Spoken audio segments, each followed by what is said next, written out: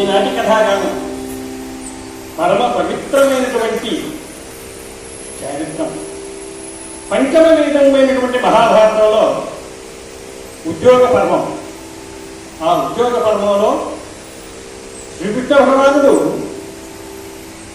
పాండవులకు కౌరవులకు సహాయం అంటే సైన్య విభాగం చేసినటువంటి చరిత్ర పాండవ సందేశం. ఆ చరిత్రను మీకు వినిపిస్తాను. పెద్దవారు అందరూ కూడా ఆశాంతము విని మీ అమూల్యమైనటువంటి ఆశీస్సులు మాకు అందిస్తారని మరి ప్రార్థన చేస్తూ వినుడి పాండవ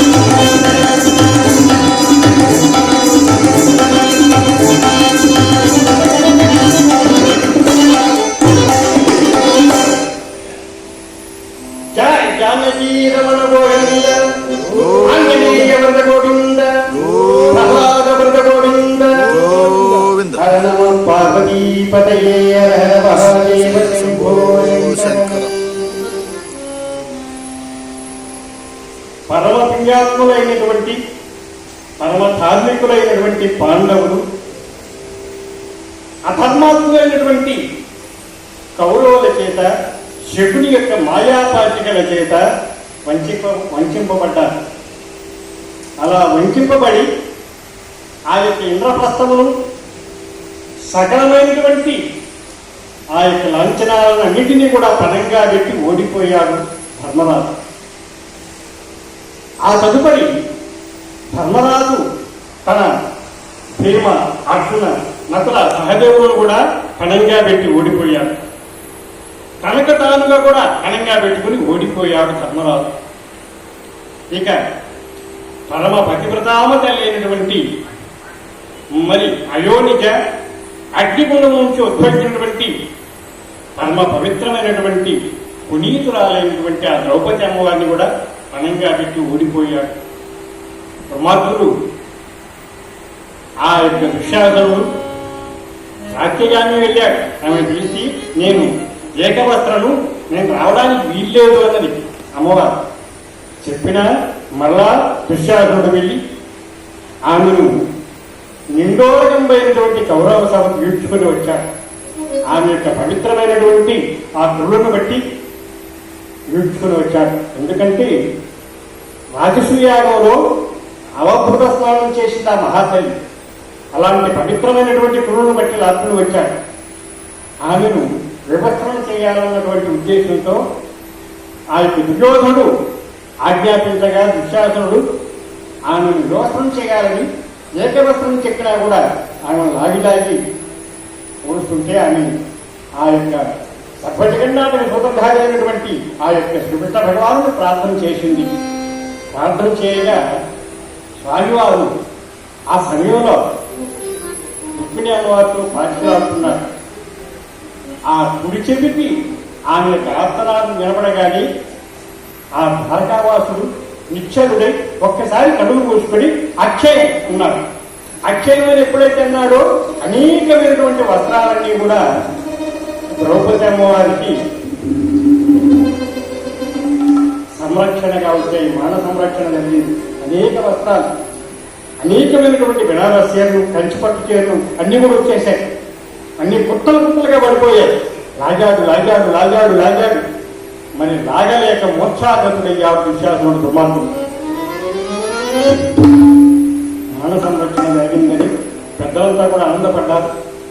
ఆ తదుపరి ఈ యొక్క అకృత్యాన్నంతా కూడా ఆ కృతి మహారాజు అయినటువంటి అంధుడైనటువంటి ధృతరాష్ట్రుడు చూచి చూడనట్లుగా ఉన్నాడు. అతని కనపడదు.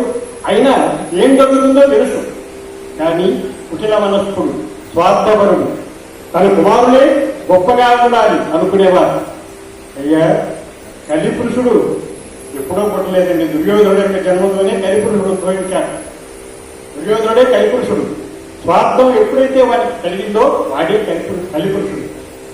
అలా ఆ యొక్క విషయాన్ని తెలుసుకున్నటువంటి ఆ యొక్క ధృతరాష్ట్రుడు, ద్రౌపది అమ్మాయి కోడల, నీకు 2 వరాలు ఇస్తున్నాను, కోరుకోమన్నాడు. కోరుకోమంటే తన 4 భర్తల యొక్క రాష్ట్రముక్తి కోరింది. ఆ తదుపరి సకల సంపదలన్నీ కూడా ఇచ్చేస్తున్నాను, మీ ఓడిపోయినటువంటి సంపదలన్నీ కూడా ఇచ్చేస్తున్నాను అని చెప్పి 2వ వరం కూడా ఇచ్చాడు. 3వ వరం కోరుకోమంటే క్షత్రియ స్త్రీలు 3వ వరం కోరుకోకూడదు మామగారు అని చెప్పి ఒప్పుకున్నారు.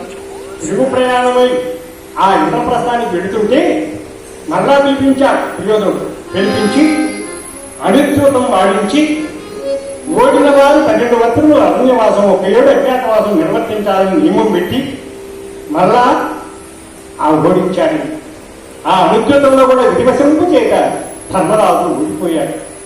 అలా ఓడిపోగాని మాటకు బద్దులై ఆ ద్రౌపది అమ్మవారితో సహా 12 వత్సరములు అరణ్యవాసం చేశారు. 1 ఏడు అజ్ఞాతవాసం నిర్వర్తించారు. ఆ అజ్ఞాతవాసంలో మారు పేర్లతో, మారు రూపములతో ఆ జగధర్మరాజు యొక్క కృపాకటాక్షవించడం చేత, ఆదిపరాశక్తి యొక్క కృప చేత వారు ఎవరిని తెలుసుకోలేకపోయారు.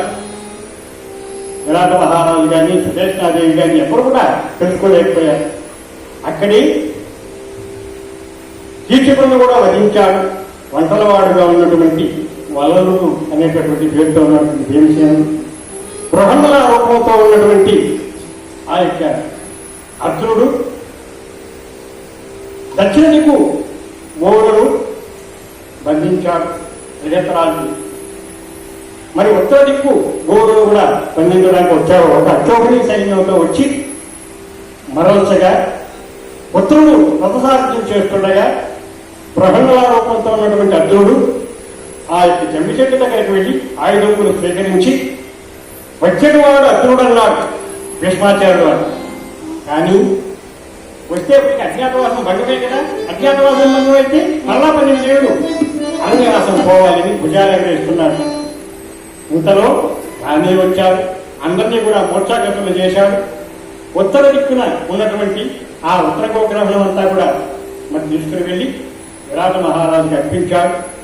ఆ సందర్భంలో సంతోషస్వాంతుడై ఆ విరాట మహారాజు తన ఏకైక పుత్రుడైనటువంటి ఉత్తరను అర్జునుడు యొక్క కుమార్తె అయినటువంటి అభిమన్యునికి వివాహము చేసి వరకట్నంగా ఉపప్లావ్యము అనేటటువంటి పట్టణాన్ని వరకట్నంగా ఇచ్చాడు విరాట మహారాజు. అక్కడ నుండి రాయబారం నడిపారండి పాండవులు. అంత ఉపప్లావ్యం నుండి ఆ యొక్క పాండవ అర్జునుడైనటువంటి అర్జునుడు చూసి, అర్జున తమ్ముడా, వెళ్ళి మన బాబగారు మహానుభావుడైనటువంటి ఆ ద్వారకావాసుడి తీసుకుని రావయ్య అని ఆజ్ఞాపించగా సంతోషస్వాంతుడై వాయువేగ మనోవేగములతో ప్రయాణించి ఆ రథంలో ఆ ఉపప్రాజ్యం నుండి ద్వారకా నగరం మనకు బయలుదేరాడు. అర్జునుడు ఇలా ప్రార్థన చేస్తూ, జై ఇందిరారమణ గోవింద భాగం భాగం భాగం భాగం